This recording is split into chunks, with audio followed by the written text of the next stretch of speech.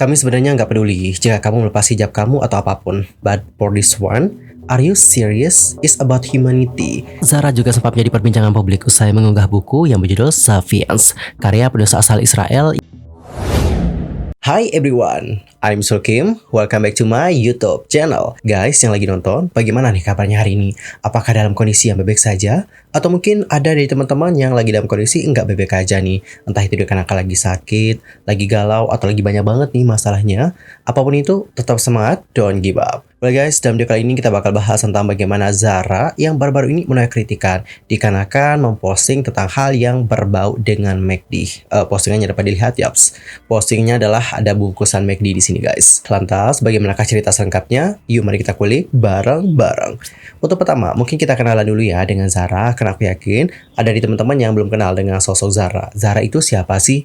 Camelia Laetitia Azahra atau akrab yang disapa Zara merupakan anak kedua dari Ridwan Kamil dan Atalia yang lahir di Bandung, Jawa Barat pada tanggal 17 Agustus 2004. Dan mengenai pendidikannya, diketahui bahwa Zara diterima di ITB dan jurusan Arsitektur Perencanaan dan Pengembangan Kebijakan melalui jalur prestasi pada tahun 2022. Namun, pada akhirnya Zara memutuskan pindah ke Newcastle University untuk mengejar mimpinya. Diketahui bahwa ia mengambil program S1 jurusan arsitektur. Well, jadi seperti itulah bagaimana informasi singkat mengenai Zara. Lantas, apakah yang terjadi dengan Zara? Nah teman-teman, seperti yang sudah sempat kita singgung pada awal tadi, Zara itu memposting foto bungkus makanan McDonald. Dalam postingannya, Zara itu menuliskan jika dirinya baru saja mendapatkan makanan tersebut dari seorang teman. Dan ini lantas membuat banyak netizen akhirnya menjadi kecewa. Dan gak sedikit dari mereka yang memberikan kritikan kepada Zara. Bahkan Baskara yang lagunya dipakai untuk sound di postingan itu juga menunjukkan sikap tak suka ketika lagunya digunakan untuk hal yang diduga memiliki kaitan dengan Zionis. Baskara lebih lanjut menuliskan, mana make lagu gua lagi, ada-ada aja orang. Lantas kenapa Zara dikritik dikarenakan memposting foto bungkus makanan McDonald's? Apa alasannya?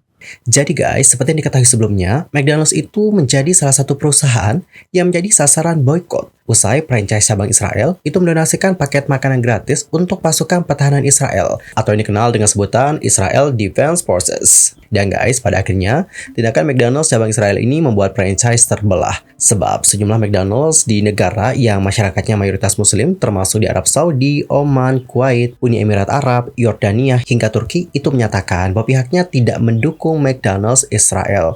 Mereka justru memberikan bantuan kepada Palestina. Dalam pernyataannya pada tanggal 7 November 2023, McDonald's Arab Saudi menuliskan seperti ini. Terkait dengan berita bahwa McDonald's Israel menyumbangkan makanan kepada IDF, kami tegaskan bahwa itu adalah keputusan individual dari pihak mereka. Baik McDonald's Global, kami maupun negara lain tidak memiliki peran ataupun hubungan dengan keputusan tersebut, baik secara langsung maupun tidak langsung. Sementara itu nih guys, McDonald's Oman menyebutkan bahwa pihaknya itu telah menyumbangkan 100.000 US dollar atau sekitar 1,55 miliar rupiah sebagai bantuan kepada masyarakat Gaza Palestina. Selain Oman, McDonald's United Emirat Arab juga memberikan donasi sebesar 1 juta dirham atau sekitar 4,24 miliar rupiah kepada Palestina. Dan guys, menurut laporan Reuters, McDonald's adalah franchise global yang sering dimiliki secara lokal dan beroperasi secara mandiri. Kemudian, dalam laporan CNBC pada tanggal 5 April 2024 yang lalu, McDonald's menandatangani kesepakatan untuk membeli seluruh 225 restoran yang merupakan bagian dari waralaba Israel. Diketahui bahwa gerai restoran di Israel ini telah dimiliki oleh pemegang lisensi lokal Alonial Ltd yang dimiliki oleh pengusaha asal Israel yang bernama Omri Padan selama lebih dari 30 tahun. Dalam pernyataannya, McDonald's mengatakan, perjanjian untuk penjual Alonial ke McDonald's Corporation telah ditandatangani. Setelah transaksi selesai, McDonald's Corporation akan memiliki restoran dan operasi Alonial Limited dan karyawan akan dipertahankan dengan persyaratan yang setara.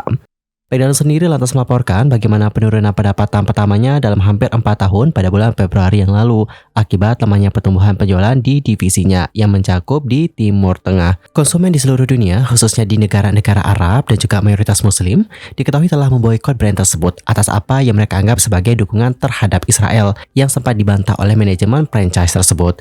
CEO McDonald's menggambarkan bagaimana dampak bisnis yang berarti di pasar rantai tersebut di Timur Tengah dan beberapa negara di luar kawasan seperti Malaysia dan juga Indonesia sebagai akibat dari konflik Palestina-Israel dan apa yang disebut olehnya itu sebagai misinformasi tentang perusahaan.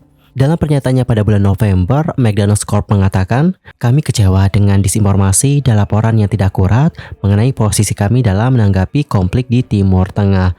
McDonald's Corporation tidak mendanai atau mendukung pemerintah manapun yang terlibat dalam konflik ini, dan tindakan apapun dari mitra bisnis penerima lisensi pembangunan lokal kami dilakukan secara independen tanpa isi atau persetujuan McDonald's.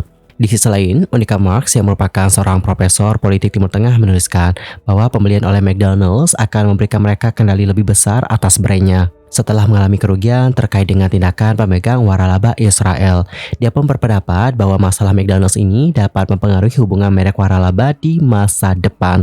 Lebih lanjut, ia menyatakan, satu pelajaran yang saya harapkan akan dipelajari oleh McDonald's dan juga merek global lainnya dari boikot dan kontroversi Israel-Palestina adalah bahwa mereka mungkin berupaya melakukan kontrol yang lebih besar terhadap tindakan pewaralaba lokal yang dapat ditafsirkan sebagai penangkal petir yang dipolitisasi dalam kontrak franchise awal.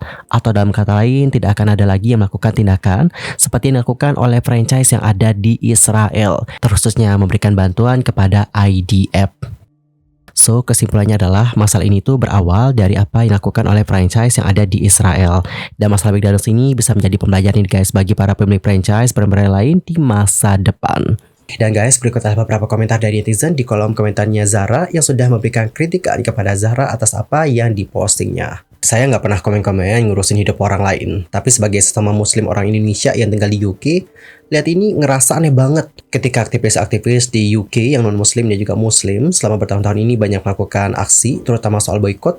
Kenapa kamu malah posting soal ini? Benar-benar hidup di bubble kamu aja apa gimana nih? Nggak mungkin kan udah 190 hari lebih nggak pernah baca berita dan nggak tahu soal ini? Tone deep sekali. D, jangan melakukan sesuatu yang kamu bakal sesali suatu saat nanti. Kalau 1-2 orang yang ngingetin, mungkin kamu nggak salah. Tapi kalau udah puluhan bahkan ratusan orang ngingetin, mungkin kamu perlu merenung sebentar. Semoga Allah membimbingmu dan juga menjagamu ya.